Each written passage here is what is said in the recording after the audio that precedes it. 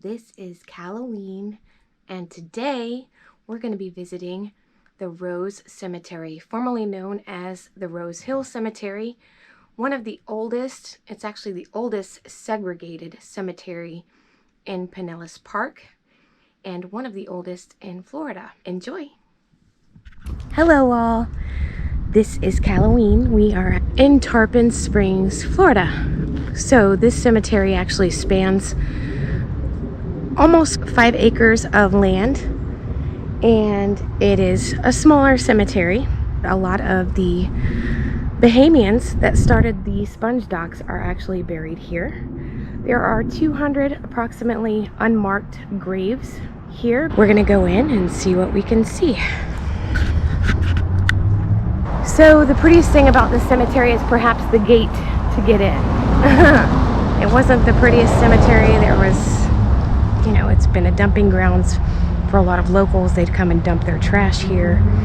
It's very unfortunate. It kind of sucks, but it is what it is, you know. Hopefully somebody maybe in the future will buy it and, you know, get a lawnmower in here and a crew to come, you know, clean it up a bit, because they at least deserve that much. And there are still people being buried here, so it's not like it's just an old cemetery. I mean, it's a historical landmark, and a lot of important people buried here, including veterans, so it would be nice to see it cleaned up one day. Rose Cemetery, also known as Rose Hill Cemetery, established in the early 1900s as a segregated cemetery, is the oldest African-American cemetery in Pinnellas County. Located on approximately 5 acres of land, the cemetery reflects the social history and cultural traditions associated with Christianity and early African-American customs. Many of the African-Americans buried here were of Bahamian descent, and some of their graves are marked by large conch shells. Although the earliest grave mark states 1904, there are strong indications of earlier burials. Rose Hill Cemetery Association was first incorporated on November 22nd in 1916, when the Lake Butler Villa Company gave them the African-American board members a 99-year lease. The following year, in 1917, the property was deeded to the association. Through the 1950s, Rose Cemetery served other black communities throughout the county. Many difficulties through those years, including destroyed records, haphazard burials, and limited funding, resulted in many unmarked and misplaced graves. Significant burials included the founders of local African-American churches started in 1890s, and an African-American Confederate Civil War veteran, Richard Quarles, 1930 to 1925.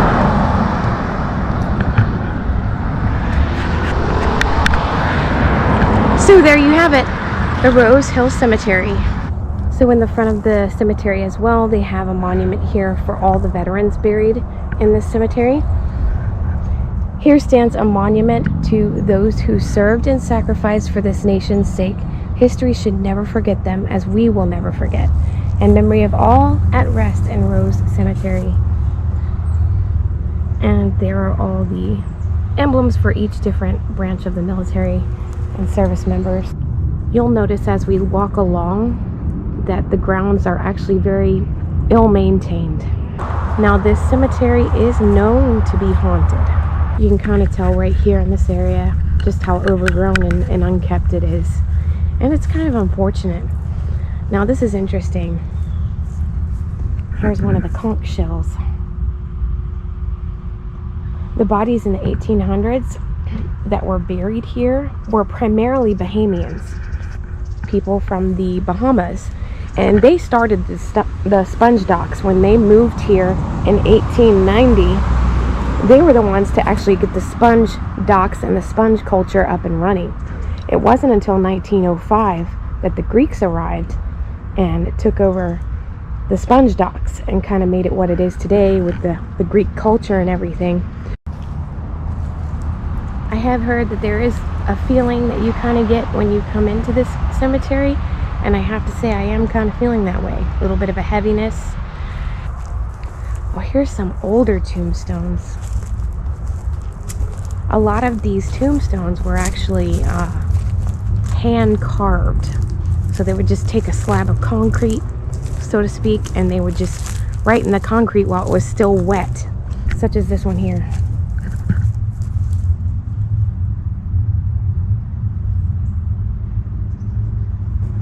Most of the tombs I'm seeing are these capsule style tombs. So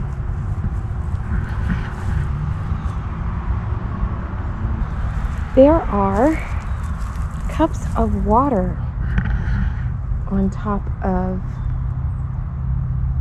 these tombs. I don't know what that's for.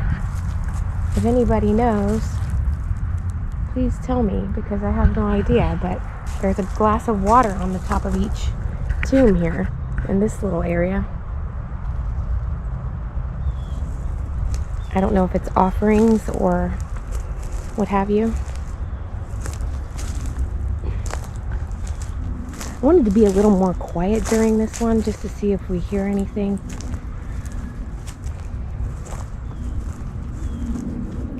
This is very nice.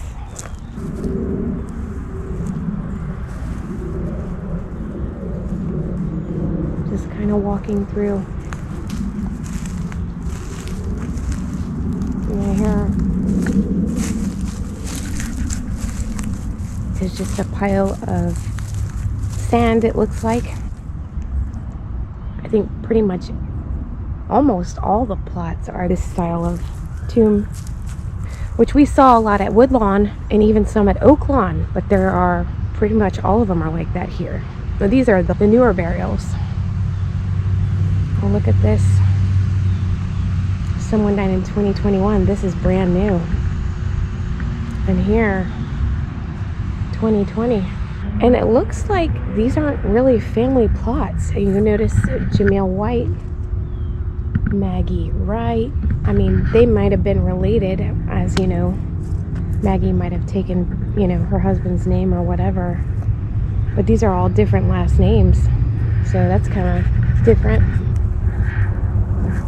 There just doesn't seem to be any rhyme or reason to the plots. They're not really sectioned off. They're just kind of in here somewhere. You know, it's just kind of very, very random. It's kind of cool. So when the Greeks came in 1905, 15 years after the Bahamians had settled here and already started the sponge dock industry, some of them chose to still work alongside the Greeks, and some went to work for the sawmills, some went to work for agricultural positions, and some of them became fishermen. So it just depended on, you know, whether they still wanted to work there or not, and some of them did. They continued until they died or retired. This here is very interesting.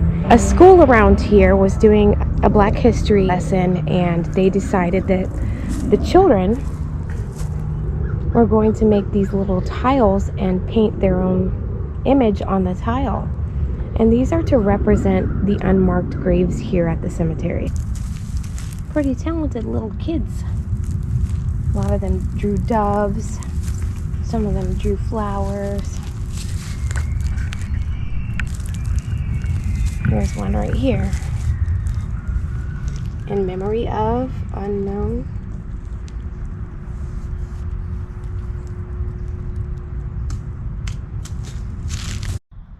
So here we have, it looks like one of the Greek workers of the sponge docks was laid to rest. Be a fisherman as well, looks like. Pretty cool. He has his own section of the cemetery here.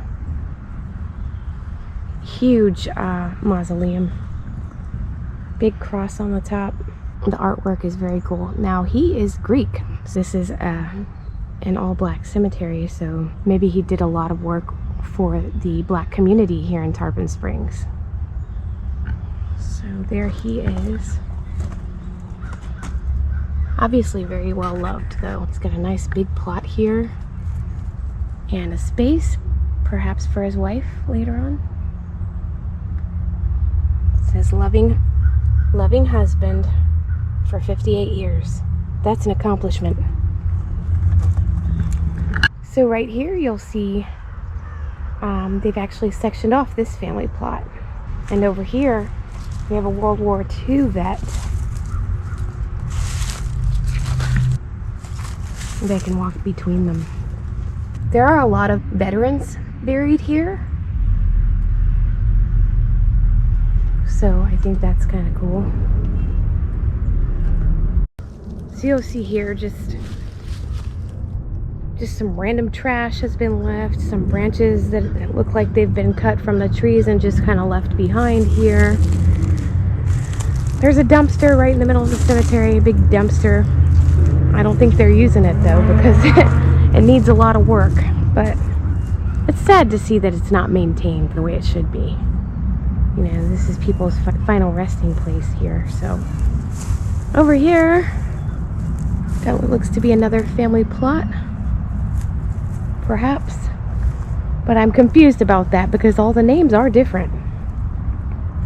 They leave a lot of fake flowers here.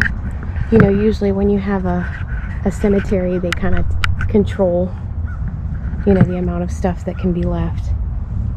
But here, they don't have much management as far as that goes.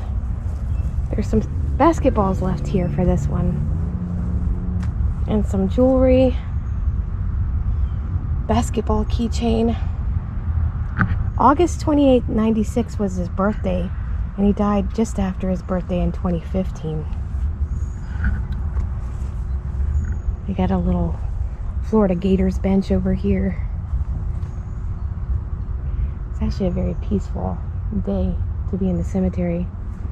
They don't have any columbarium niche here for the cremains. It's all generally this style of burial, cement capsules. So that's kind of different to see. We have a Bucks fan. Got the Bucks flag up here.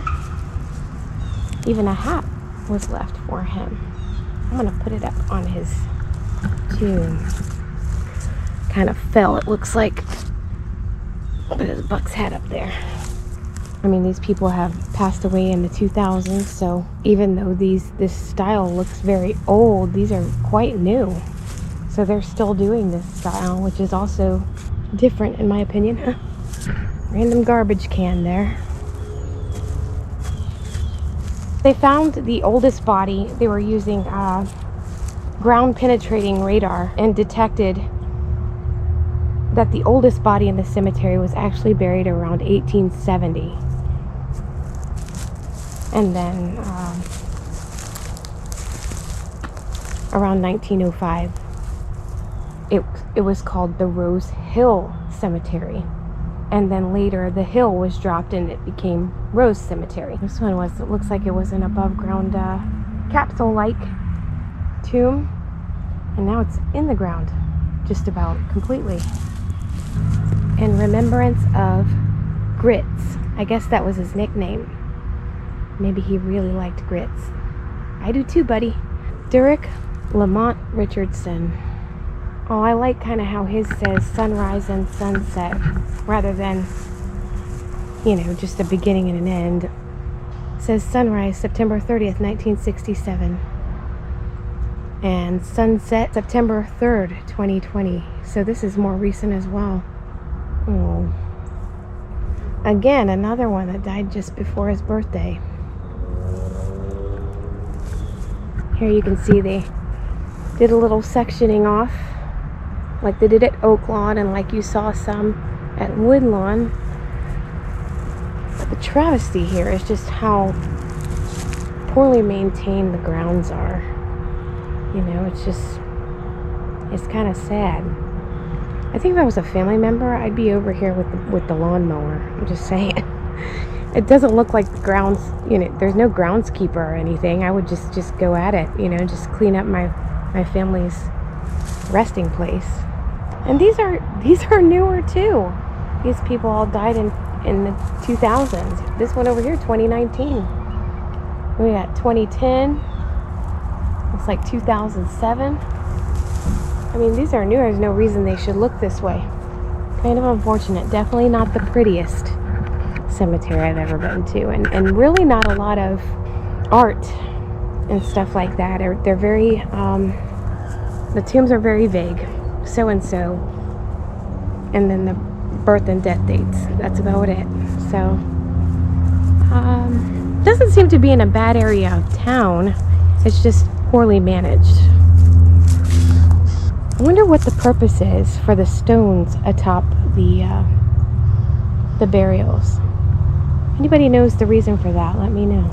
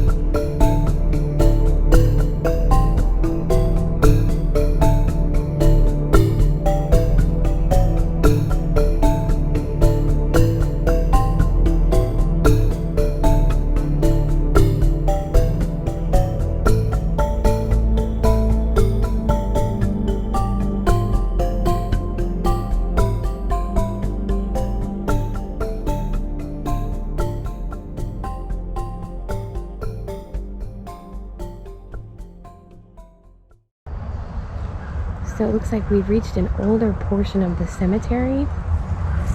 Just wooden crosses here. There is a headstone right here. But a lot of just wooden crosses. And portions of cinder blocks. Perhaps this is the portion where there's a lot of unmarked graves and people just wanted to put something here in remembrance. There are some angels. Here's another private. Halsey Green. World War I. Born in January of 1888. Died January 27th in 1949. Yeah, this looks like definitely perhaps the portion where there are a lot of unmarked, very modest headstones. This one's just marked with PVC.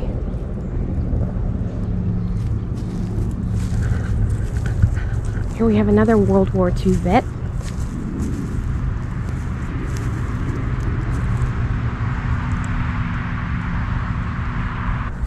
We have some very tiny little headstones over here with just nothing but initials. They're very small. I'll put my hand on it so you can see. It's very small. And there are 3 of these here. This one's not marked at all. This one's interesting. Another one that was hand etched in wet cement.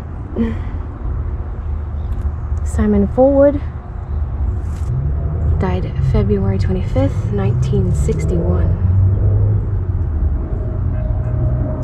That's something you don't see every day, for sure. We had another very small one with just the initials. And another one over here, unmarked. Again, something you don't see every day. Only at the Rose Cemetery here in Tarpon Springs.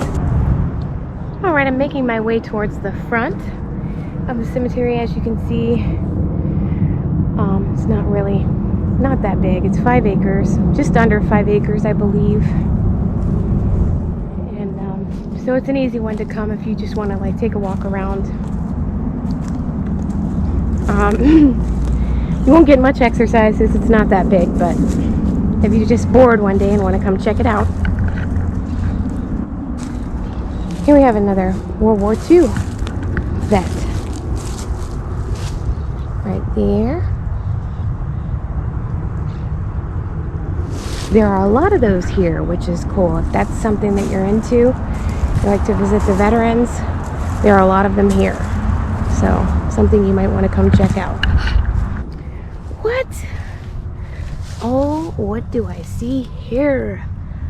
My own name, spelled the same and everything. Callie White. Born 1902, died in 1962. I don't normally see that. Wow.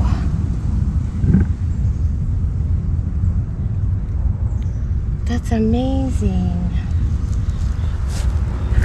We're sisters. This is really interesting. This is right up by the road.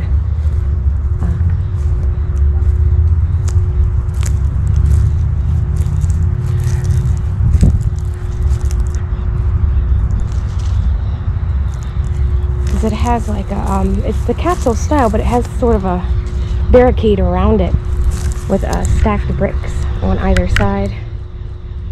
They got crafty with this one. There's a big bush growing over this one's grave. This lady's headstone just says Susan Holman, died October 6, 1952. That's it. No birth date, no nothing else. Very vague. So that's about it for the Rose Cemetery. One more thing I wanted to show you that's kind of cool at this cemetery. And it would be the gate into the cemetery. It's very tall, stands, it's probably about 20 feet tall, I would say. It's very pretty. A wrought iron rose on both sides as you enter. That concludes the tour of the Rose Cemetery in Tarpon Springs. I hope you enjoyed it, and I'll see you next time. We are currently walking through Tarpon Springs. We just arrived here. It's a beautiful day with some kind of strange clouds overhead, looking like fog clouds. But it's pretty happening for a Sunday in December.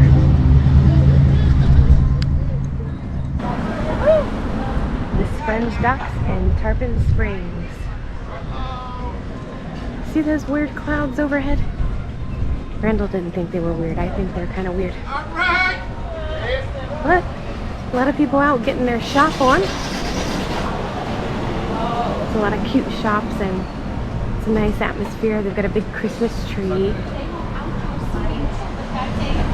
A lot of shops you can buy sponges and soaps and olive oils and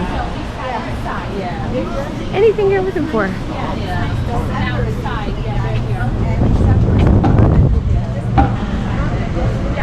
Yeah.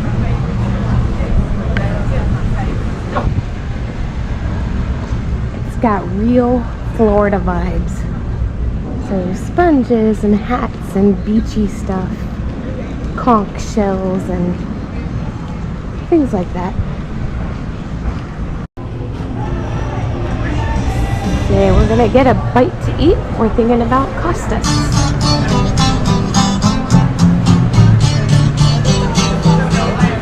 Right here.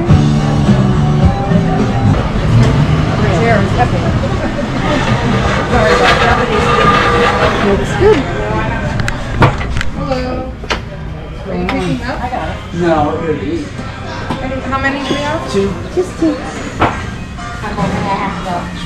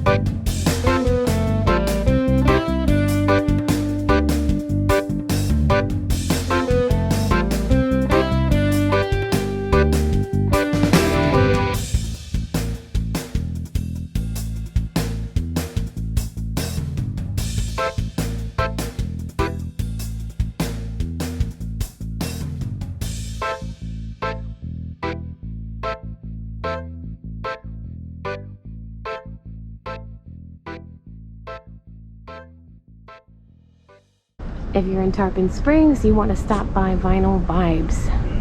It is a cool little record shop at the end of sort of like a little plaza of different things, but it's very cool. The leather store is probably cool too if you're into that. It's a little shopping mall. Hopefully they're still open. Smells like leather in here. That's not a bad thing. Because she was the And number we've one arrived. for this year to come out on vinyl. Remember we watched her on that special? Very cool little Well, that's store with a lot the of album of the year. great gifts So they stopped and production on things for music lovers, vintage No, lovers. they did. They really did. Different music facilities stopped production on anybody else's album but hers, so they could have their 4 zillion copies made. But the article said, don't blame her for that, because they just said what I just said. Petroleum has been scarce or went up. The paper products have been scarce. The people working at the factories have been scarce. So it went all along with what I just said.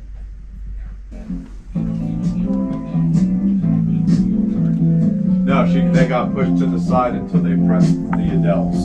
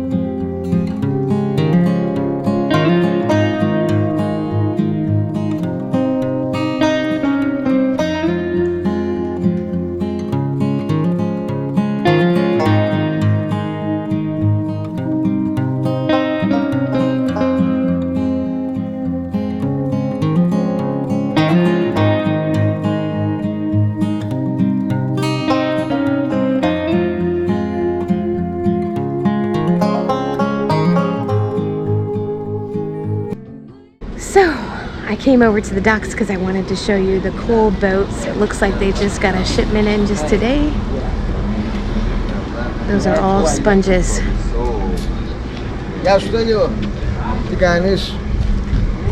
So this is one of the sponge boats. They are lined up along the wall here.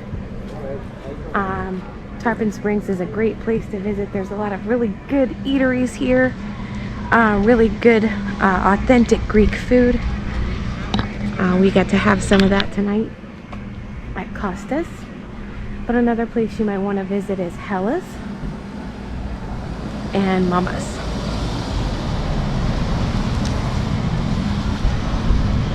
So you can see right next to me, they've got it all decked out for Christmas. There's a huge tree right here in the square.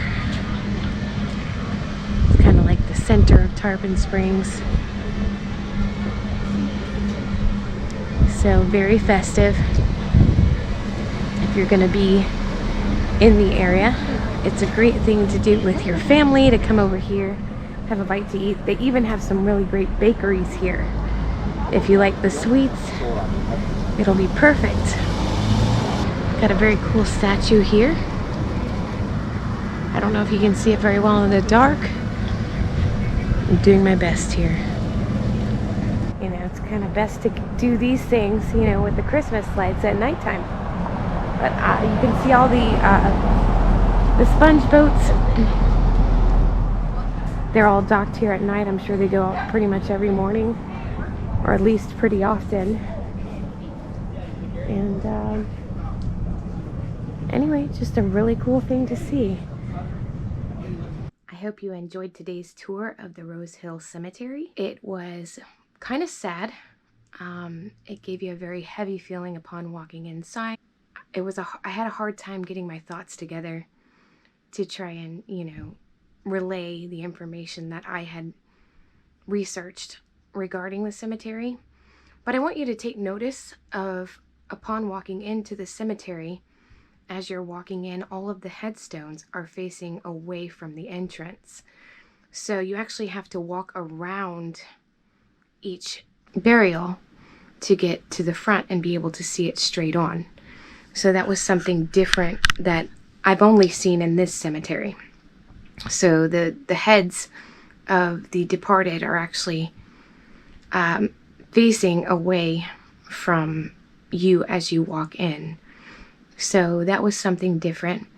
But all things considered, it was still a very historical landmark and cemetery for you to visit if you want to visit. Notably haunted as well. So I didn't get any voices or see anything unusual, but there are several accounts of different occurrences that have happened there at the cemetery.